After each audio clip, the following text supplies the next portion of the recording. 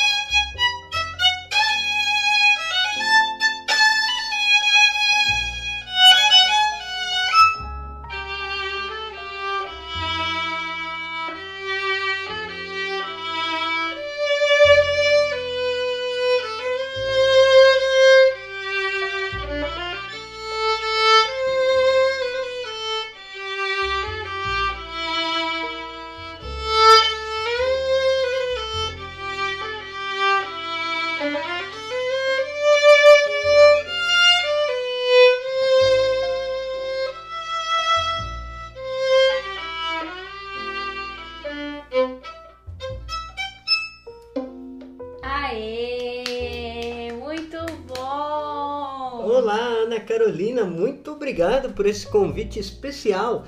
E como você diz que eu sou o mais amado do Brasil, então eu vim trazer amor para vocês, nossos ouvintes, que eu digo e repito: bom dia, boa tarde, boa noite ou boa madrugada! Com espírito natalino, essas músicas é para você, querido e querida ouvinte. Vocês que estão em mais de 36 países diferentes acompanhando esse trabalho belíssimo que é o seu, que é o nosso Educação Financeira para a Vida. É isso aí, galera. E o tema de hoje é óbvio, né? É Natal. Belém é a casa do pão. Então, o nosso tema de Natal hoje é Belém, a casa do pão, tá? Então a gente tá numa época aqui muito especial, que todo mundo espera o ano todo. A gente se enche de esperança, de amor, de carinho, de sonhos, que é o que a gente falou no último podcast. E hoje a gente quer refletir um pouco sobre mais um significado do Natal, né? Com esse óculos do FV. O que nós podemos aprender Natal a partir dessa ótica de Belém. E aí eu queria que o Augusto começasse explicando o que significa esse tema, Belém é a casa do pão. Pois é, Ana, quando a gente pensa em Natal, a gente obviamente lembra dessa música que eu toquei aqui, Noite Feliz, num verso diz: pobrezinho nasceu em Belém. Sim. Pois de fato, segundo as Sagradas Escrituras, o Messias, Jesus de Nazaré, nasceu em Belém. Embora, quando a gente fala Jesus de Nazaré, Nazaré é na Galileia, é ao norte, é lá no alto, ali perto do lago de Genezaré, lá na Palestina, vamos dizer assim. De cima para baixo, Galileia, Samaria e embaixo a Judéia, ali onde fica Jerusalém. E perto de Jerusalém fica Belém. Ah, então Belém é bem longe assim de Nazaré, no mapa. Isso, é um pouquinho longe, vamos dizer assim, como se fosse no Brasil, entre diferença dos estados ali nordestinos, sabe? Sim. Seria uma diferença da Bahia para Pernambuco, vamos dizer assim. Entendi. Aproximadamente. Não tão longe, mas também não é tão perto. E é claro, né, que ali as pessoas transitavam a pé, mas Jesus, ele cumpre essa profecia, né, do profeta Miqueias, que dizia justamente o seguinte: e tu, Belém, posto que és menor entre as milhares de Judá, né, da tribo de Israel, de ti sairá aquele que vai governar Israel, e cujas saídas desde os tempos antigos para toda a eternidade, ou seja, de Belém vai nascer um líder. Olha só que interessante. E Belém significa, a palavra em hebraico, Beth-Helem, significa a casa do pão. Agora tá explicado. E curiosamente, antigamente, na época das tribos de Judá, vamos dizer assim, o Efraim era uma tribo. Éfrata é a terra frutífera. E Belém fica em Éfrata. Então, Belém significa a casa do pão. E falando em pão, é o que nós vamos conversar no nosso podcast aqui, o Natal, nessa perspectiva de que não falte pão para ninguém. Então, hoje a gente começou a FV com uma aula de História / Geografia, lá da Palestina, né? Aprendemos um pouquinho aqui, né? A gente quer que vocês visualizem aí na cabeça de vocês, que apesar da gente achar que Jesus de Nazaré, e agora que eu pego pra pensar nisso, né? É porque depois ele foi pra Nazaré, mas exatamente. Ele nasceu em Belém. A família dele, né? José, Maria, tinha muito mais trabalho na área de carpintaria lá na Galileia. Então ele foi criado ali na Galileia, Nazaré, Cafarnaum, e ele desenvolveu todo o seu trabalho, dando sequência ao trabalho do pai, que a gente já falou sobre isso no episódio sobre São José. Você que não escutou, corre lá ouvir e vai entender melhor. Para entender essa diferença entre o carpinteiro, o artesão, o pedreiro, o serralheiro, o que Jesus era, né? Pois bem, nós estamos falando de uma espiritualidade, então, da partilha. Falar de Natal, falar do nascimento de Jesus, desse que cumpre a profecia de que não vai faltar pão, que vai unificar o povo de Israel, que é o Messias, ou seja, ele é o Emanuel, ele é o Deus conosco, ele é o Deus próximo de nós. Ele não é o Deus acima de tudo, ele é o Deus irmão. Lembra que Jesus nos ensinou a chamar o Abá, Deus de Javé, né? De Pai Nosso, Papai? Sim. Então, a oração que Jesus ensina para nós tem tudo a ver com o tema de hoje. O Pai só é nosso se o pão também for nosso, ou seja, se houver partilha. Então, isso é um tema muito interessante e impacta a economia, né, Ana? Com certeza, Augusto. Isso me faz lembrar uma conversa que eu tive com um conhecido meu. A gente estava conversando sobre vários assuntos um dia num evento. E aí ele tava falando assim, tem algumas coisas que eu não entendo, né? Eu acho que é uma questão de... Ele usou a palavra de karma, né? Porque como pode Deus deixar as pessoas morrerem de fome, né? Alegando que a fome seria uma responsabilidade de Deus, vamos dizer assim. Falando desse tema de pão e fome. E aí eu comecei uma discussão com ele justamente falando que a fome, gente, ela não é um problema de falta de recursos. Porque nós temos alimento, nós temos dinheiro para produzir alimentos e nós produzimos alimentos que poderiam alimentar todas as pessoas que vivem no planeta Terra e sobraria, né? A questão é que a fome é um problema social que nós enfrentamos hoje. Então, esse é um problema que nós criamos porque nós concentramos os recursos para uma parcela da população em detrimento da falta para outras. Essa é a grande questão, né? E aí a gente refletir nessa história, né, que o Augusto falou aqui, de Belém, do Pai Nosso, do Pão Nosso, nós podemos entender a importância de discutirmos esse tema aqui no FV pensando na economia, pensando na nossa relação com o dinheiro. Então a gente está no Natal e agora com a pandemia tivemos muitos agravamentos, né, de situações financeiras das pessoas que, tem gente que pensa assim, passou a pandemia, a gente se vacinou, primeiro que nem passou, né, a pandemia ainda, e parece que todos os problemas se resolveram, mas a pessoa não consegue enxergar para além dos muros da sua realidade. E aí, refletindo tudo isso, né, essa questão da fome, essa questão do Natal, e o momento que a gente está vivendo hoje, eu trouxe alguns dados muito recentes, tá? Sobre a fome no mundo e aqui no Brasil. Então, gente, olha só, em julho de 2021 saiu o último relatório da ONU, tá? Sobre isso, afirmando que 811 milhões de pessoas, aproximadamente no mundo inteiro, enfrentaram a fome nesse período de pandemia. E aí aqui eles estão fazendo um movimento para acabar com a fome até 2030, foi uma meta que foi proposta.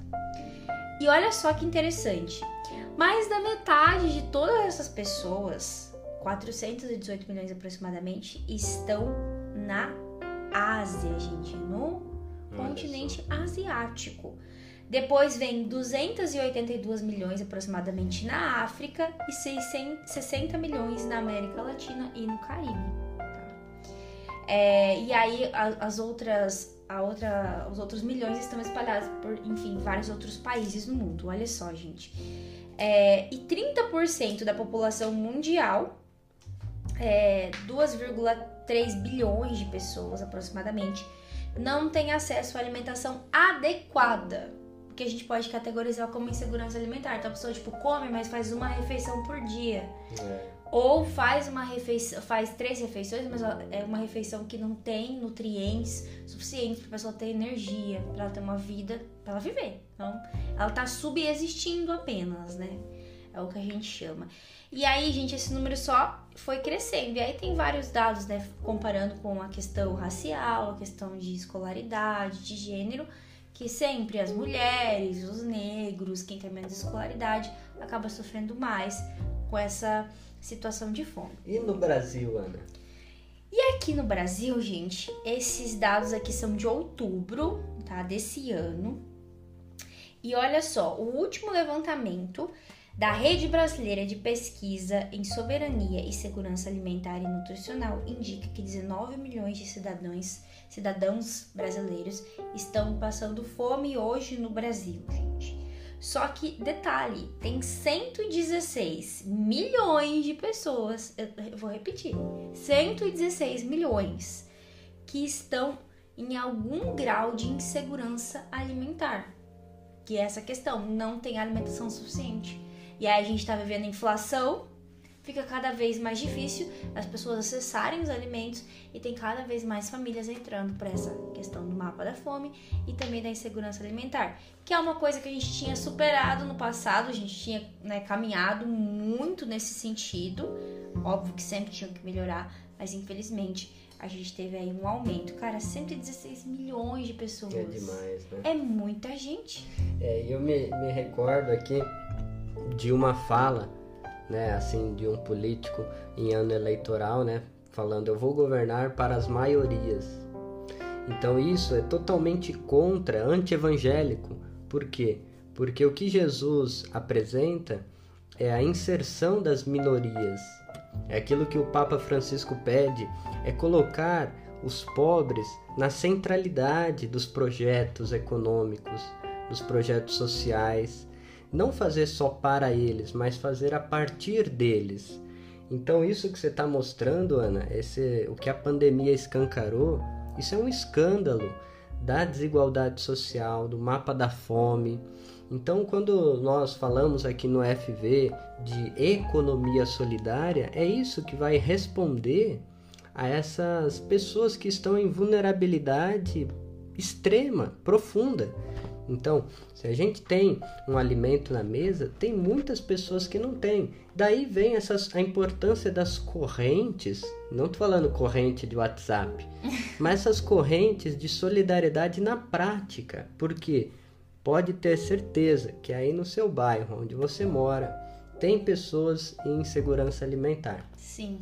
Olha, a gente se mudou recém aqui para Cascavel e vindo aqui para casa eu já descobri que existe um terreno que está sendo ocupado e que tem algumas famílias e que tem crianças e possivelmente ali vamos dizer, famílias que estão em vulnerabilidade social, né, Ana? E justamente só o fato deles estarem ali ocupando esse território demonstra que eles não têm nem um local mais adequado para morar. Então, quem dera algo para comer, tá? E dentro desse movimento, gente, de economia solidária, economia de Francisco, a gente refletindo que Belém é a casa do pão, a gente enxerga a importância da educação financeira no sentido de levar cidadania para as pessoas. Porque a gente vai querer tirar essas pessoas dessa situação de insegurança alimentar. E a gente tem dois extremos. Um, a gente precisa de dinheiro para fazer isso. Precisamos de recursos para dar acesso a essas pessoas aos alimentos. Esse recurso, ele tem que vir do Estado. Porque a gente tem essas redes maravilhosas. A gente fica cada vez mais impressionado com quantos projetos incríveis e maravilhosos que realmente põem a mão na massa para ajudar as pessoas, mas a gente nunca pode eximir o Estado de uma responsabilidade que ele tem, porque ele existe justamente para poder oferecer essa dignidade, esses serviços básicos de vida para quem não pode. Então, se a gente olha que tem 116 milhões de pessoas em insegurança alimentar e 19 milhões passando fome, e aí a gente lembra dos 14 milhões de desempregados, e aí a gente pensa em 10% de inflação, a gente começa a pensar, algum erro aí foi cometido, ou uma negligência de política econômica que olhe para essa situação. Parece que não está acontecendo isso. Isso é o que mais me impressiona quando eu vejo assim, o cenário político e social do Brasil. E aí a gente tem que entender, o Estado tem que fazer isso. E por outro lado, a partir do momento que a pessoa se reinsere no mercado de trabalho, que ela consegue acesso a uma alimentação, a uma dignidade de vida, ela precisa saber gerir com inteligência, com prudência, os recursos que vão lhe ser confiados, para que ela não volte para essa situação de extrema pobreza. Por quê? Se a gente pensar, a gente tem duas maneiras principais de determinar a pobreza, dizer, não, aquela pessoa é pobre. Ela não tá tendo recursos, que é o caso das pessoas que passam fome, estão desempregadas e têm insegurança alimentar. Essa pessoa não tem recursos. Não tem acesso. Né? Não tem acesso, então ela tá pobre pela privação de emprego, de renda, enfim, de educação, de saúde. E nós temos as pessoas que acabam se empobrecendo por, mesmo ter acesso, estar gastando mais do que elas ganham, que é a gente vê os números de inadimplência e endividamento do Brasil. Então, por isso que parece em primeiro momento que a educação financeira vai se distanciar, falando, não, gente, esse papo aí é um papo teológico e econômico. Não, mas a educação financeira é muito importante. Por quê? A gente pode ter essa pessoa que saiu dessa situação por não ter uma educação financeira, uma cidadania financeira, ela pode depois, mesmo tendo uma renda, mesmo que for pequena, voltar para uma situação ainda pior do que ela estava anteriormente. Sabe, Ana, você falando me fez lembrar justamente esse movimento, né? Como eu disse aqui, perto da nossa casa. Certamente esse pessoal, essas pessoas são atendidos pela Caritas. Sim. Que existe, né, em todo o território brasileiro e internacional. E isso me faz lembrar esse duplo movimento, né, de atender às necessidades básicas e dar sequência aos próximos passos de cidadania financeira, que é justamente o nosso projeto da Pastoral Social da FV, que nós estamos planejando para 2022 em parceria com a Diocese de Toledo, com o Padre André, com a Jéssica, e falando nisso, um beijo para os nossos ouvintes, né, da Diocese de Toledo. Beijo. Todo esse trabalho bonito que a gente vai dar sequência nos próximos anos, né, essa aproximação com a Caritas, de levar, de romper com essa perpetuação da pobreza, esse endividamento crônico, ajudar as pessoas a enxergar que elas podem utilizar o dinheiro em benefício da vida, com consciência, com equilíbrio, com dignidade, e convidando aqueles que têm a partilharem aquilo que têm, né? E é muito interessante essa ideia, né? Falando de Belém, a casa do pão, Jesus, quando ele faz a partilha dos pães. Então o pão é muito presente na vida de Jesus, Lembremos que quando ele chamou os discípulos para uma ceia, ele pega o pão e ele diz que Deus é como o pão, ou seja, Deus é doação, gratuidade, está na mesa, né, de todos, é partilha, pode ser fracionado. Então, o pão ele tem essa característica da humildade, da doação, da entrega. Ele não faz acepção de homem, mulher, rico, pobre. O pão ele é plena doação. Então é muito interessante como que a Eucaristia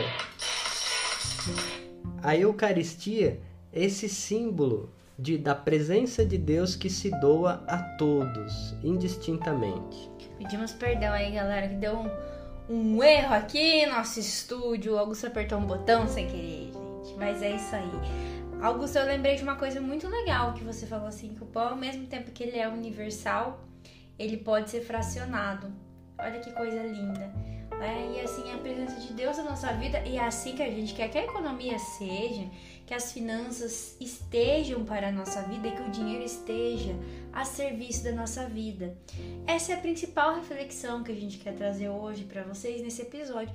Um episódio um pouquinho mais curto, mas que eu quero que vocês reflitam. Pensem aí, a gente está na semana do Natal, entrando agora na semana do Natal. O que a gente pode fazer agora de concreto para ajudar aí o pessoal da sua realidade, da sua comunidade? Seja levar uma palavra de afeto, ouvir as pessoas, um presente para uma criança, um alimento para alguma família. O que a gente tem de melhor para oferecer? Porque às vezes a gente fala assim, não, mas eu não tenho muita coisa. Mas não é o muito, às vezes é só um abraço, um ouvido, um carinho. Isso é muito importante e o Natal pede essa reflexão, para que a gente se prepare para que 2022 a gente tenha mais pão na mesa de mais pessoas e que a educação financeira ajude cada vez mais a levar essa democratização, essa cidadania, essa vida com bem-estar e com felicidade, que é diferente de um consumismo desenfreado. Mas é uma vida feliz, é uma vida digna, é uma vida comunitária, que é muito importante. E aí vem a mensagem do Papa Francisco falando de economia para nós, ou seja, mudar o estilo de vida, mudar desta economia que mata, que exclui, que é indiferente, uma cultura, né, do descartável, para uma economia que inclui, da solidariedade, uma economia com alma. Então é muito interessante quando o Papa Francisco fala para nós jovens, falou, né, no último encontro, falando sobre a questão da fome. Ele cita Bento XVI, dizendo justamente aquilo que você trouxe, Ana. O problema da fome no mundo não é a falta de recursos, não, mas é a falta de partilha. E isso deve ser vergonhoso para nós, enquanto humanidade. Sim. Aceitar que pessoas estão passando fome por egoísmo, por uma questão que é o acúmulo exacerbado dos bens. Para que tudo isso, né? O Natal, ele nos permite amolecer o coração para a gente acreditar mais na esperança de algo diferente. É possível fazer diferente. O Natal é essa nova oportunidade de fazer novas todas as coisas, começando por cada um de nós, né? E aí na nossa realidade, no nosso dia a dia, né?